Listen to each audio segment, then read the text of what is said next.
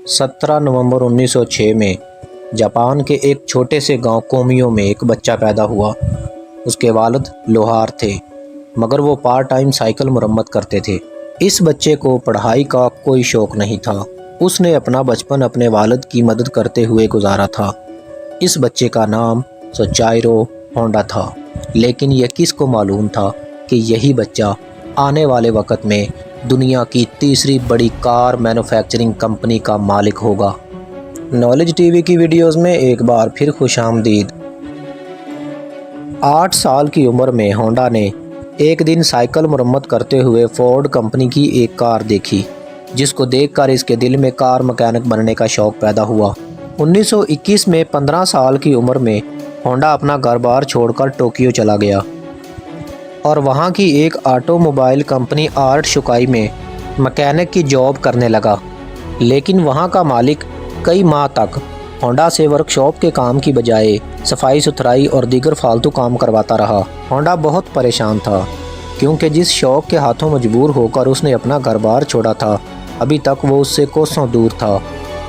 आखिरकार कई माह की मशक्क़त के बाद आर्ट शुकाई के मालिक ने होंडा से वर्कशॉप के काम लेना शुरू कर दिए, जिससे होंडा ने इत्मीनान का सांस लिया और अगले चंद ही महीनों में अपनी मेहनत से वो एक बहुत अच्छा मैकेनिक बन गया। उस अरसे में आर्ट शुकाई कंपनी ने अपनी 2 स्पोर्ट्स कारें बनाईं, एक आर्ट डैमलर और दूसरी कर्टिस। 1924 में इन गाड़ियों ने जापान में होने वाली मोटर कार चैम्पियनशिप में पहली पोजीशन हासिल की। इस रेस में होंडा ड्राइवर के साथ इंजीनियर के तौर पर बैठा था और इस रेस ने होंडा के दिल में स्पोर्ट्स कार्स और रेसिंग का शौक़ पैदा कर दिया।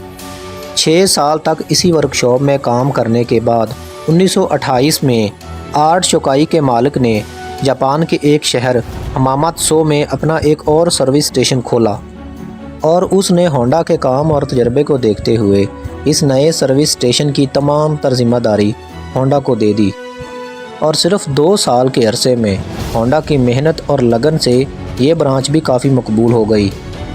इन 2 सालों में एक कामयाब इंजीनियर बनने के साथ साथ होंडा ने रेसिंग ड्राइविंग में भी काफ़ी महारत हासिल कर ली। 1932 में इस ब्रांच में होंडा ने एक रेसिंग कार बनाई, जिसकी टॉप स्पीड 120 किलोमीटर फ़ी घंटा थी, जो कि जापान में एक नया रिकॉर्ड था जो अगले 20 साल तक कायम रहा। होंडा अपनी कामयाबी पर बहुत खुश था, क्योंकि उसको अपने ख्वाब पूरे होते नज़र आ रहे थे, मगर कुदरत को कुछ और ही मंजूर था। 1936 में एक कार रेसिंग के दौरान इसका ख़तरनाक हादसा हो गया, जिससे इसकी जान तो बच गई, मगर इसका बायां बाजू फ्रैक्चर हो गया। इसके कंधे और चेहरे पर भी गहरे ज़ख्म आ गए। इस दौरान होंडा के जहन में स्पेयर पार्ट्स बनाने का आइडिया आया। कुछ माह बाद जब होंडा की हालत बेहतर हुई तो उसने आर्ट शुकाई को दोबारा ज्वाइन किया और अपने मालिक से अपना आइडिया शेयर किया, लेकिन उसने होंडा का ये आइडिया रिजेक्ट कर दिया, जिससे होंडा को बहुत अफसोस हुआ। लेकिन उसने अपनी एक अलग से स्पेयर पार्ट्स कंपनी खोलने का फ़ैसला किया।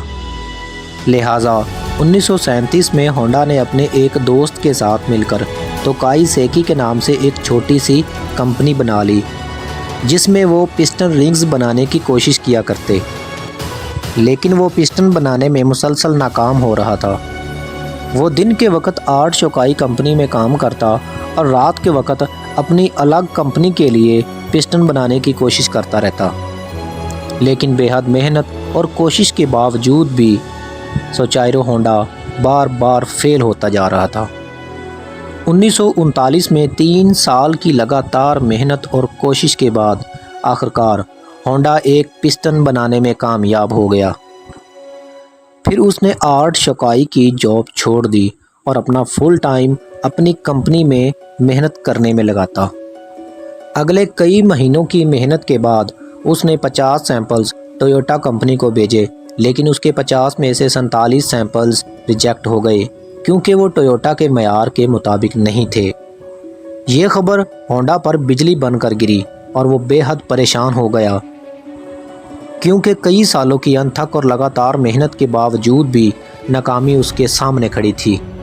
लेकिन होंडा ने हिम्मत नहीं हारी और अगले कई सालों की मज़ीद मेहनत के बाद आखिरकार वो एक ऐसा पिस्टन बनाने में कामयाब हो गया जो मुख्तलिफ कंपनियों के क्वालिटी स्टैंडर्ड्स के ऐन मुताबिक था, और कंपनियों की बहुत ज़्यादा डिमांड पूरी करने के लिए उसने अपनी कंपनी में 2000 वर्कर्स रख लिए। एक बार फिर होंडा बहुत खुश था और एक बार फिर होंडा को अपने ख्वाब पूरे होते नज़र आ रहे थे। लेकिन बदकिस्मती ने भी होंडा का पीछा नहीं छोड़ा।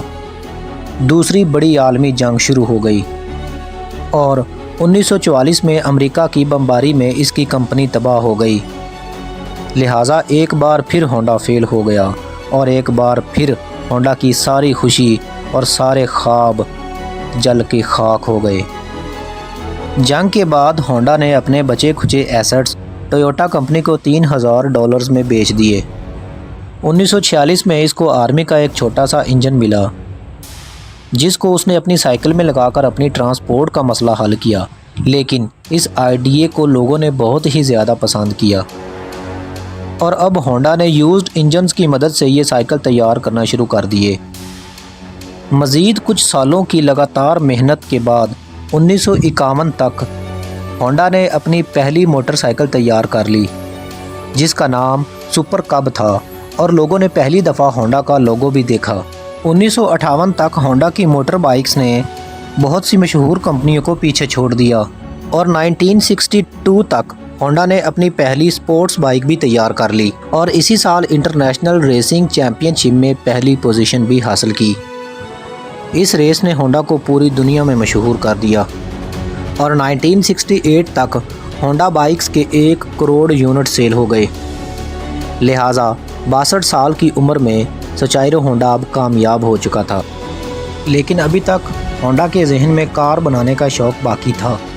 जापान में टोयोटा और निसान के होते हुए ये तकरीबन नामुमकिन था।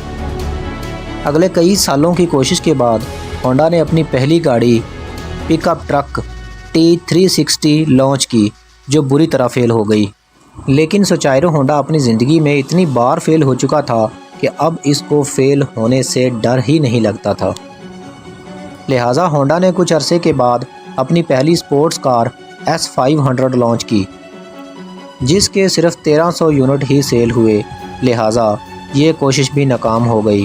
होंडा बार बार मुख्तलिफ डिज़ाइन की मुख्तलिफ कारें तैयार करता, लेकिन वो फेल होता जा रहा था। आखिरकार 1972 में होंडा ने अपनी पहली होंडा सिविक लॉन्च की। जी हाँ नाजरीन, वो होंडा सिविक जिसके खूबसूरत मॉडल आज पूरी दुनिया में मशहूर हैं। इस तरह होंडा कंपनी अब कार मैन्युफैक्चरिंग में भी मकबूलियत हासिल करने लगी और 1980 तक होंडा जापान की तीसरी बड़ी कार मैन्युफैक्चरिंग कंपनी बन गई और अगले 10 सालों में यानी 1990 तक ये दुनिया की तीसरी बड़ी कार मैन्युफैक्चरिंग कंपनी बन गई। अब सोचाइरो होंडा के ख्वाब पूरे हो चुके थे और वो मुकम्मल तौर पर कामयाब भी हो चुका था।